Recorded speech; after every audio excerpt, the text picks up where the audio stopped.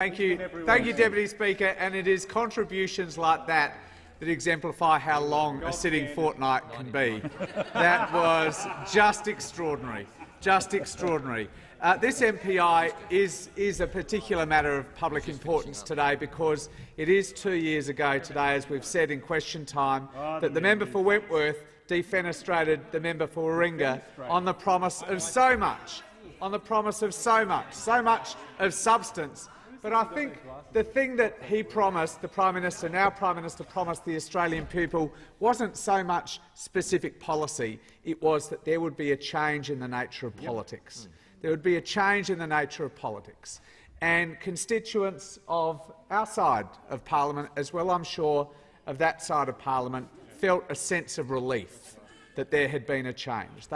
They felt that the member for Wentworth was promising to turn a new page in Australian politics, bring politics back to the centre, talk intelligently to the Australian people instead of talking to them in three-word slogans. When he made a promise, they thought he would keep the promise because they remembered in 2009 that this was a fellow willing to lose his job as the leader of the opposition for a principle, for standing up for effective action on climate change.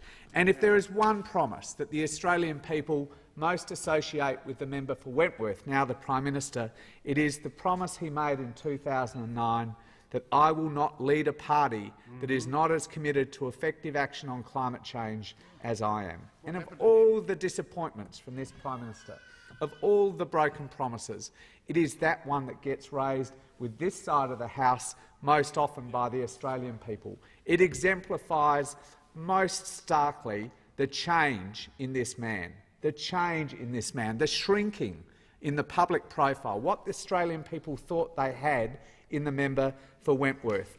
And there are any number of policies around climate change that I could raise to exemplify that point, but it is particularly in energy policy. It is particularly in energy policy that this Prime Minister has entirely subordinated his power as Prime Minister to the member for Warringah. He's entirely subordinated it. It is so clear that the member for Warringah, in different areas of policy, but most notably this one, exercises an effective veto over this government. 2 years ago they changed the Prime Minister, but the same bloke still controls the power. Now, there are any number of aspects to this failure on energy policy. This country has been plunged into a deep energy crisis by this government. Prices are skyrocketing. Reliability is plummeting.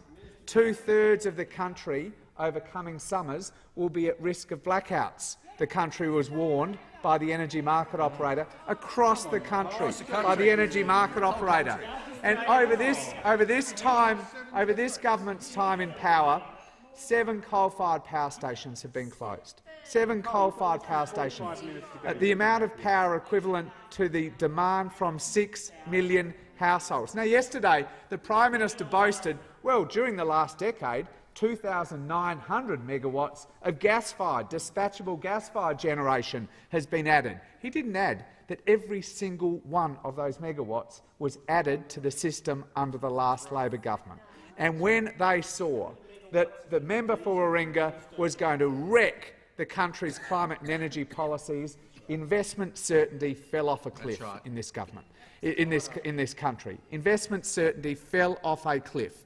And for that reason, we have not seen a single megawatt of dispatchable power added to the national electricity market in more than 4 years that this party opposite has controlled this government. 4,000 megawatts have gone out of the system under them. Not a single megawatt of dispatchable power has been added to the system by this government.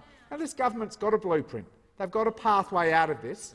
A report commissioned by this government from their own chief scientist, supported by the states, supported by industry. We've said that we'll play a constructive role in negotiating around this report, but the member for Warringah still holds the whip hand. 2 years on, you still know who controls this government. It's not the bloke who sits at this chair, it's the one who comes in late to question time every day and sits up there, the member for Warringah. The more things change, the more they stay the same.